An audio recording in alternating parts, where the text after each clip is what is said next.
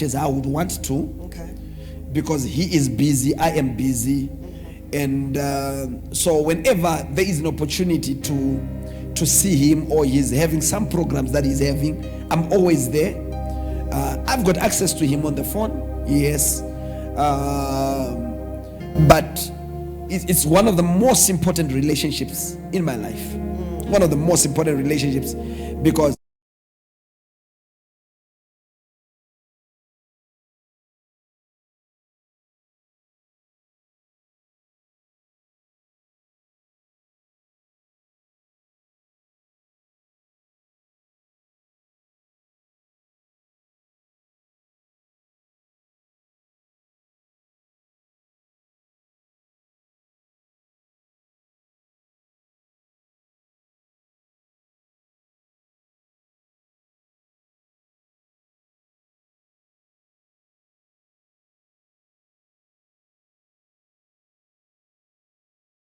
those things that I've seen is he watches his sermons and models his life around those teachings.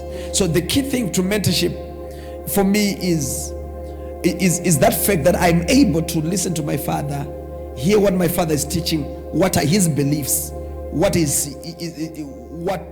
he saying. So I would say to everybody else, that is a very important thing, being able to listen to your mentor and hear his teachings, listen to his messages time over and over and over and over again, because that's what makes. So yes, I've got other men that I've got access to, that I talk to, that have contributed over my life. I've got the likes of Dr. Alexander Chisango. He's I think the founder of EFZ, Evangelical Fellowship of Zimbabwe, with other men that he came together with, but he came up with that vision. Right now he's focusing on the World Economic Congress, where they are putting up an economy that is church-based. He's one other man that I listen to. If I've got something and I can't access my father, I talk to Dr. Alexander Chisango. And then I also have got Prophet Franz Jarichi. He's based in Namibia. Phenomenal church. He's got over 5,000 people in his church. We were eventually supposed to have gone there this year. We tried to make time to go there. He's a phenomenal man. We do have phone calls. We talk. We get counsel. We get help. And eventually also I've got a crew of close covenant brothers that is inclusive of my best friend Apostle Jonas Campbell. We do a phone call once every week. That is important. That is important to me, because I get to share with him everything that I'm going through, or whatever I might be a challenge in my life, and he also gets to share that with me. And then I've got the likes of Apostle Bagira, Prophet Bruce Edwards, so doing phenomenally very great in the city of Bulawayo. He's a covenant brother. We don't talk that often, but we talk whenever it's necessary. And then Apostle Israel Nyamfukudza, whom I was with from school, still is in my circle. And then we've got Prophet Gary. Those are just covenant relationships that we have maintained. But I think going back to my father, that because of time constraints and all that, it's a most important relationship. It's a most important relationship. But though as much as I can't access him as much, I've got his phone number. I talk to him when it is necessary. When it is necessary. But I've got developed other relationships which I can feed off from. Okay, thank you very much. I think he deserves a round of applause there. So I think you've touched on, because my question was going to be on the 3 levels of relationships. All right. The first one you've already spoken about, which is growing up with your father. Then on the same level, you've already spoken about that with your covenant brothers, which I'm sure you're very much accountable to them. Now I also want to ask for the 3rd level of relationship. As some of us who are under, Okay. What can you say about that in terms of accountability? Okay. Either as a Christian or for right. you as an individual. All right. Looking at maybe let me look at the horizontal one, relationship first. Yes.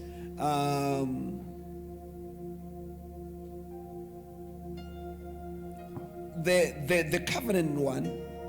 Let me say this. Every relationship develops from this. Number one, you first meet somebody and you become acquaintances. With mom, we were in school together. Okay. Yes, we come from. We're in the same school. Back, yeah. We're actually in the same class together. Yes, exactly. The same class. I see people are smiling. They can't believe it. Yes, we're in the same class Yeah. together. No, but she's still younger than me in terms of age. I don't know how she ended up in my class when she was younger than me. But, well, on that, number one, whenever you meet people, you become acquaintances first. Okay. And when you become acquaintances, you're on a level where you don't really know each other. So what then happens is over time, you begin to develop, you probably exchange phone numbers. And then you begin to call each other, you begin to talk to each other. You begin to know something about the person. And eventually you get to a place, maybe you visit their house. Yeah. And then when you visit their house, you then know where they stay, what they do, how they stay, what their life is like, etc., etc., etc. So you then develop a relationship where you probably have got an allegiance to each other. Right. So when you've got an allegiance to each other, you can then begin to trust each other with certain levels of things. Yeah. I always say there are two people, if they wanted to kill me and destroy me completely, that can, actually maybe three. I'll put it on three. Number one is my wife. Okay. If she wants to destroy me, she can destroy me completely. Because she knows things that you guys don't know. Yeah. There are things that we talk about in the bedroom that you never ever get to talk about with everybody else. Yeah. Number two is Apostle Jonas. Okay. He probably knows secrets about me that nobody else knows about. Okay. Number three is Prophet King. He probably knows everything about me that nobody else knows. Okay. So if they're going to destroy me, they can. They are not on allegiance level, they are on covenant level. Now, because what covenant is if Minister Mutasa is coming from bathing and Amo is not in the house, he can walk naked from the bathroom, or we call it ghost walking, amen, or ghost running, what majority of you do, amen. Anyway. So he can ghost walk from the bathroom into the bedroom, and if Pastor Karen walks into the bedroom, he is not going to immediately want to cover himself. That's it. Yeah. Why? Because in covenant, there is nothing that you cover up. In covenant, you open yourself up. That's powerful. Okay, you open yourself up. And so when you open yourself up, somebody has got access to the nastiest of stuff, to the best of the stuff. They've got access to everything about you. So you reveal everything to them. So when we're talking about that relationship on the same level, it means you have to have somebody that you're on the same level with, that you tell everything about yourself. So I am accountable, number one, to my father.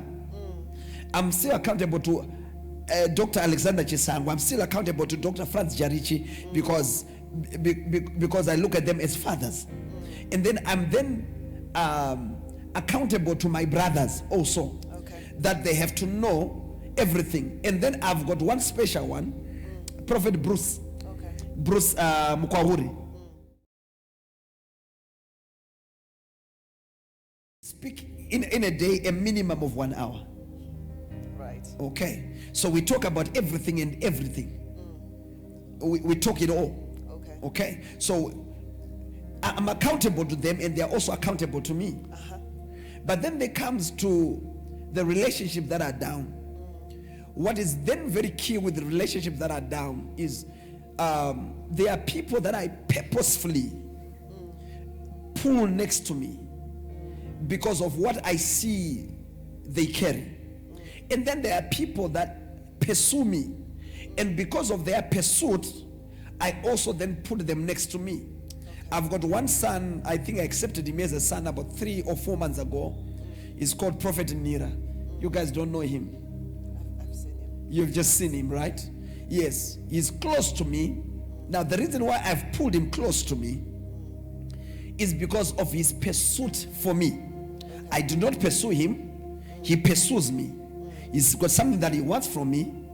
And I always laugh with man because I one thing that I never check is my SMSs. Okay. So it is I can go for a 1 week without checking my SMSs.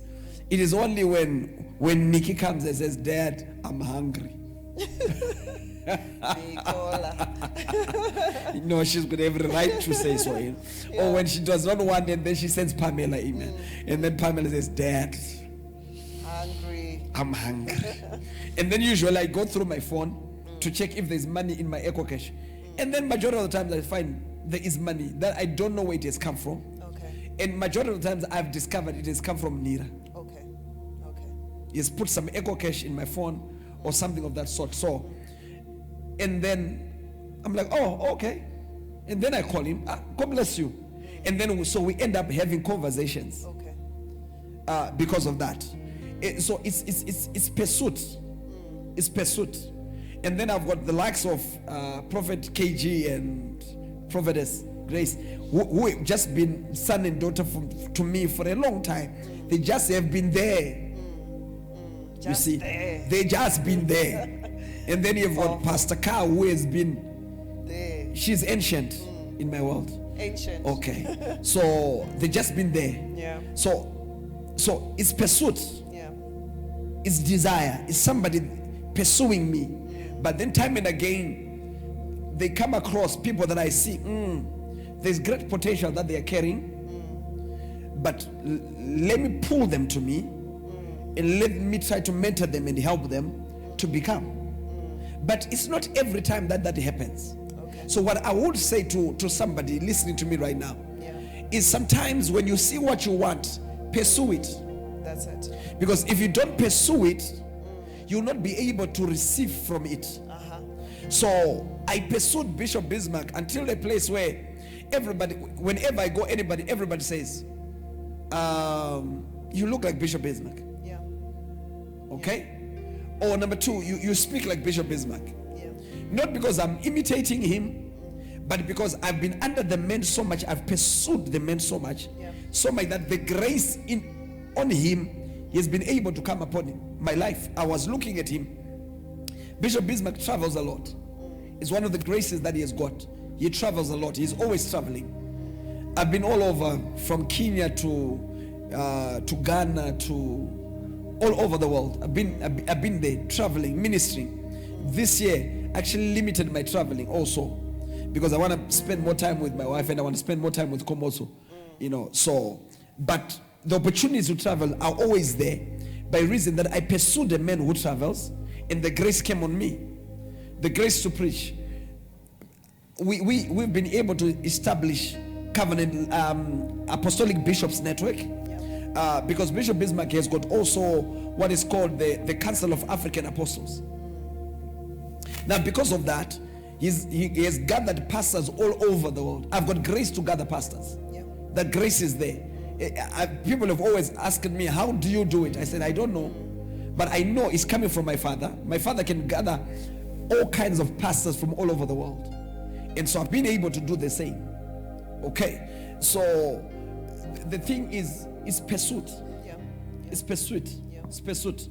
I think lastly, one man that I haven't spoken of is, I think we had an encounter with, is Dr. Charles Ndifon.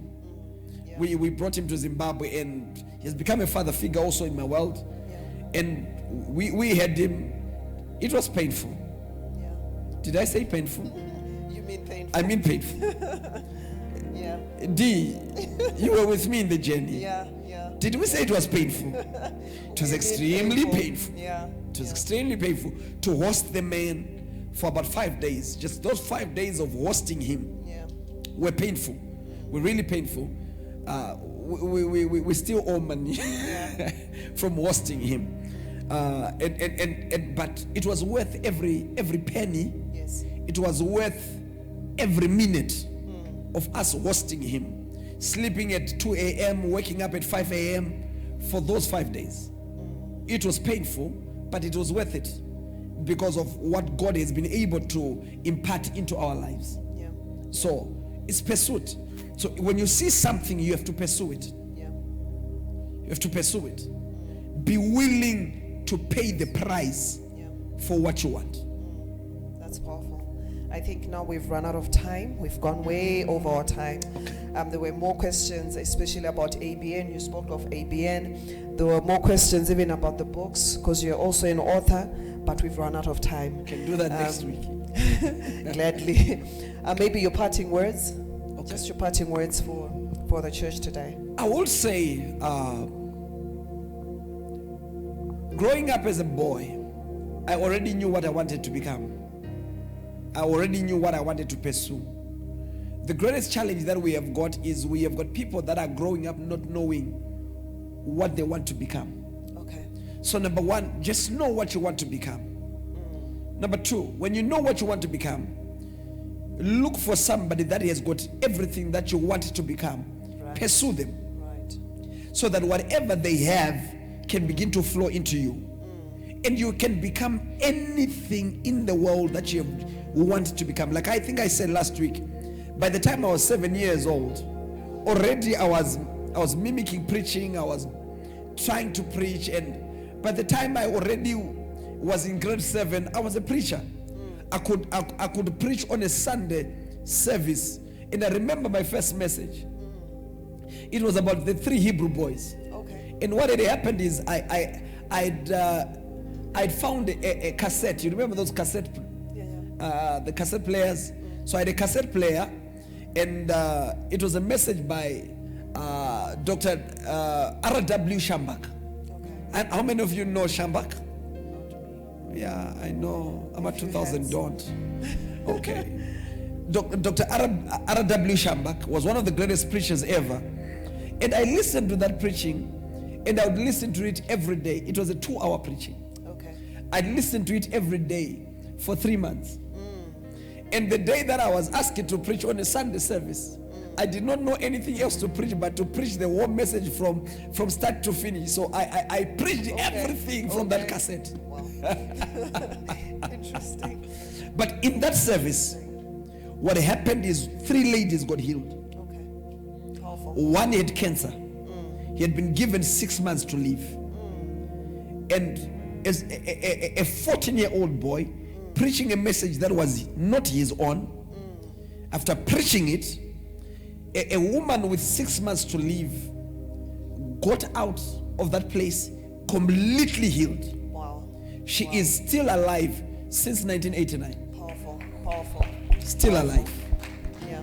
Second lady, he had ruptured her appendix, was due for an operation the next day. In an instant, got a new appendix. Went back to the doctor the next day. The doctor took her through a scan. Wow. The appendix was as good as new. Amazing. The third lady, the doctors had said something was wrong with her bone marrow, and it was no longer producing blood. In an instant, got healed immediately there and there. And walked out of that service completely healed. She's now an old gogo. Wow. And whenever I go to Mvurwi, I look for these people to just go and see what a 14-year-old boy. My God. 14. So time and again, I go back and I look at the 14-year-old boy. Wow. Who had faith and believed God for the impossible. So I want to tell you what. If you know what you want to become, you can become. That's it. You can become. That's it. Thank you so much, Bishop. Why don't we give him another round of applause? Thank you. I think we are done for today. Thank you for your time. We can take the chairs. Praise the Lord.